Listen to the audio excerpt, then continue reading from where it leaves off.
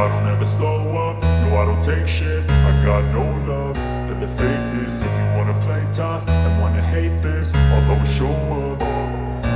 I don't ever slow up, no I don't take shit. I got no love for the fakeness. If you wanna play tough and wanna hate this, I'll always show up and make a statement. I don't ever slow up, no I don't take shit. I got no love for the fakeness. If you wanna play tough and wanna hate this, I'll always show up and make a statement. Everything I do so instinctive and so passionate. Every word I move so Okay, Tuan Saiful, boleh ceritakan sikit latar belakang dan sejarah penubuhan Kelana United? Okay, Assalamualaikum. Terima kasih kepada Harimau Melaya kerana membuat sedikit liputan dan temu ramah untuk kelab yang tak seberapa ni.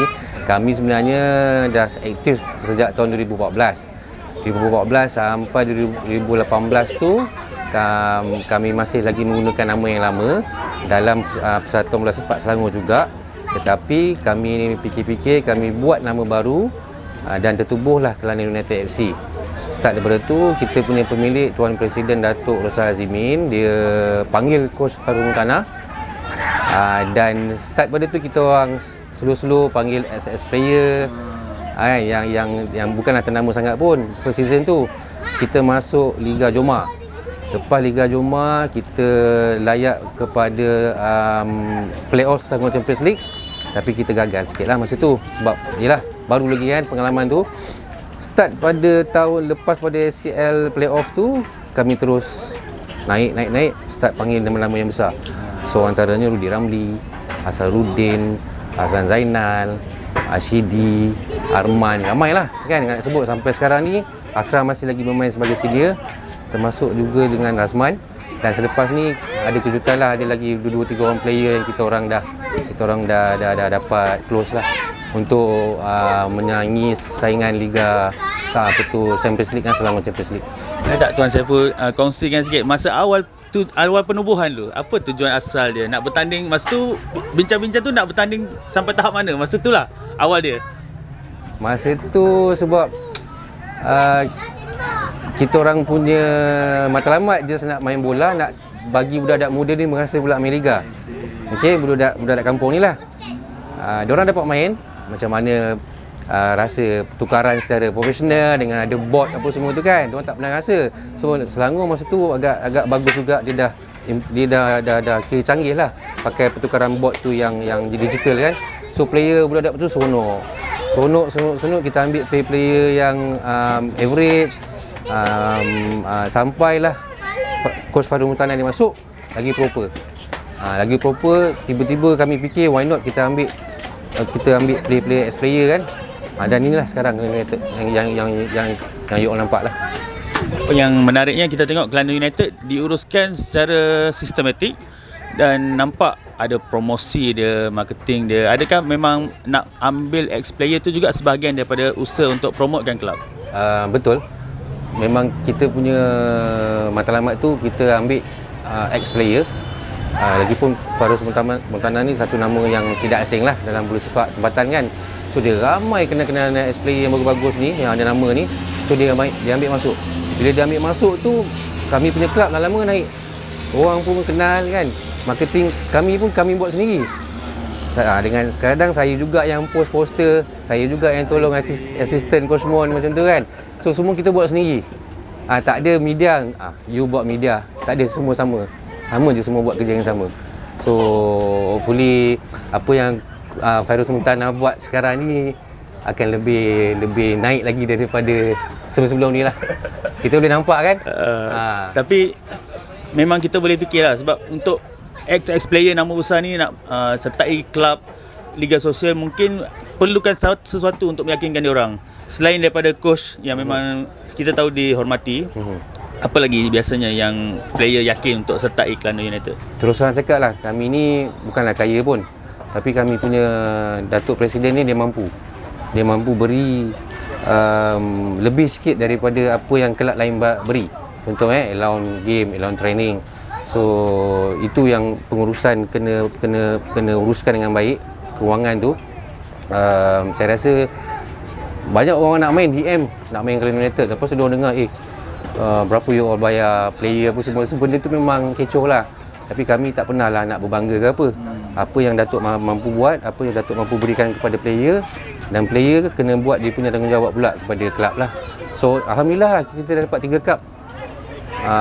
Shah Alam League, lepas tu Division 1, yang sekarang ni dengan Division 2 joint champion masa PKP dululah. Tapi ada juga sejarah dekat bola sepak Malaysia, kelab-kelab sosial yang popular ada nama tapi berkubur juga. Jadi untuk Kelana United, apa langkah yang diambil untuk pastikan benda tu tak berulang? Macam saya tengok, yang saya nampak Batu Dua FC dulu pun top kan. Lepas tu ada lagi yang Puchong punya kelab, ramai banyak sebenarnya, tapi yes betul, Shah Alam Antlers. So memang kami ambil pengalaman daripada kelab-kelab yang sedap naik lepas tu hilang kan. Kami cuba untuk tidak jadi macam itulah. So dia sebenarnya kewangan kukuh, coach yang bagus, pemilihan player yang bagus, management yang bagus. Saya rasa satu kelab tu boleh pergi jauh lah. Okay, soalan terakhir saya, impian terbesar untuk Kelana United apa tuan? Semestinya lah Coach Fairuz Muntana matlamat dia nak membawa kelab ni kepada lebih tinggi, iaitu M3. So bila M3 ni lebih proper, lebih profesional daripada apa yang taraf yang kami buat sekarang. Kewangan nombor 1, komitmen pengurusan kena kerja 100%. Atau kena berhenti kerja pun tak apa, dia kena fokus pada kelab. So sebab kita kena travel, obsession, kena fly apa semua kan. So kalau ada sponsor yang betul-betul yang boleh mampu menaja kami, kalau tiba-tiba kami layak M3, saya harap itu je lah matlamat dia. Selepas tu biar Allah tentukan lah kan. Terima kasih Tuan Saiful. Okay. Semoga maju jaya. Terima kasih. Okay. Liga Selangor Division 1. So macam mana progres di bawah kendalian coach untuk Kelana United setakat ni tengok? Okay, syukur Alhamdulillah. Kita baru saja menjuarai Liga Jun 1 Ahad lepas. So sekarang now kita orang fokus kepada playoff ACL lah. So nak tak nak kami nak juga daripada harapan daripada Datuk, iaitu Presiden kami Datuk Rosal Azimin, yang nakkan pasukan ni layak ke pusingan akhir ACL. Dan target utama kalau diberi rezeki pada kami untuk playoff ni, sekiranya kami layak ke ACL, insyaAllah kami nak champion. Itu saja. Datuk dia punya style simple. Kau orang buat kerja kau, aku buat kerja aku, tapi aku nak cup je. Itu saja Datuk punya style lah yang saya boleh bagi tahu sedikit lah. Apa yang menariknya Kelana United, of course kita boleh tengok ex player yang nama-nama besar bermain. Digabungkan pula dengan pemain-pemain muda, ada yang sampai 18 tahun kan, baru 18 tahun. Jadi untuk coach sendiri nak gabungkan pemain muda dengan nama-nama besar, mungkin yang player muda rasa ada gap yang besar. Macam mana nak bagi dia orang serasi? Okay, first saya akan lari sikit pada tajuk. Saya punya part saya ni macam ada agak bukan bahaya lah, macam difficult sikit lah. Dulu dia bermain dengan saya sekali. Majoriti pemain-pemain ni bermain dengan saya. Saya ada yang satu bilik, satu rumah bujang. So now dia orang jadi player saya. Macam mana how to saya nak conduct dia orang sebagai staff saya. Tapi alhamdulillah setakat ni dia hormat saya sebagai as a coach. Walaupun kita pernah berkawan lama, tapi di dalam padang alhamdulillah majoriti ex player hormat saya sebagai coach dan dengar instruction apa yang saya nak. So untuk combination daripada ex player dengan pemain muda ni, so pemain muda ni yang kena ambil, kena grab benda ni. Sebab kita bawa masuk pun bukan pemain yang orang cakap tak ada nama. Ada nama Razman Roslan, kita ada Asaruddin, kita ada Azmi Yusof, Ahmad Fakri masuk. So Adib Aizuddin pun kita ada. Ada satu nama lagi. Sebutlah. Ada satu lagi. Ada satu lagi. Okey, itu nanti. Itu nanti kita buat special. So pemain muda ni saya harap sangat pemain muda ni yang mana bermain dengan United kena cepat grab. Supaya cepat matang in case kita tak tahu mata M3 luar ni tengok squad ni. So dapat matang, dia orang rezeki kat luar, tu rezeki dia orang. So dia orang kena grab cepat. Tak perlu takut dengan senior player sebab senior player dia guide. Kalau ada marah ke tu standard dalam padang untuk senior player guide itu, tapi bagi saya standard marah tu untuk motivation dia orang bidak balik dia orang punya keyakinan je lah. Untuk saya. Untuk bekal-bekal rakan sepasukan tu yang dah pernah bermain level tertinggi international, Liga Super, untuk bermain dekat tahap Liga Sosial mungkin ada kelebihan bagi coach mudah untuk mungkin memenangi perlawanan? Tak juga, bagi saya tak juga sebab kita pun tahu, Siti tahu Social League sekarang semua pun dalam keadaan game yang laju. Game mana dah lebih kurang entry saya tengok. Social game. So apa yang positif dekat ex-player ni, dia bermain bersungguh-sungguh. Itu yang saya hargai sangat. Dia orang dalam sifat dia orang, hati dia orang tak nak kalah. Pergi full swing. Pergi nak menang. Tak ada kalah. Itu yang selalu apa yang dia orang bercakap bila kita orang berkumpul. Saya kadang bagi peluang kepada 2-3 orang seri player cakap, aku tak nak kalah game. Aku tak nak kalah game. So itu motivation yang bagus lah untuk pemain muda. So yang positif lagi, dia orang tak ada bercerita pasal imbuhan. Itu yang special. So dia orang dengan saya tak demand. Itu yang alhamdulillah yang saya dapat pemain-pemain, iaitu rakan-rakan seperjuangan saya dulu. Dia orang tak ada cerita imbuhan. First saya tanya pun, nak join tak? First dia akan tanya saya, ada training tak? Dia tak tanya imbuhan, ada training tak? Itu yang positif. So yang budak-budak baru ni, kalau demand, nak compare yang sedia ada ni, kalau boleh, minat tu dululah. Duit tu akan datang. Kita boleh tengok coach dia dalam kebelakangan ni lah, setahun dua ni yang nampak peringkat akaumbi Liga Sosial ni makin berkembang. Jadi coach nampak ada tak perkembangan juga dari segi level permainan di Liga Sosial ni? Okey, terus terang cakap saya dah dengan Liga Sosial ni dah dah banyak season. Not bad. Memang satu orang cakap apa, level yang boleh cakap standard M3 pun ada. Memang orang cakap bagi saya lah best. So yang mana yang ada tim M3 ke Super League ke, kalau kekurangan pemain ke apa ke, bolehlah monitor Social League. Mana tahu rezeki dia orang, kita tak tahu.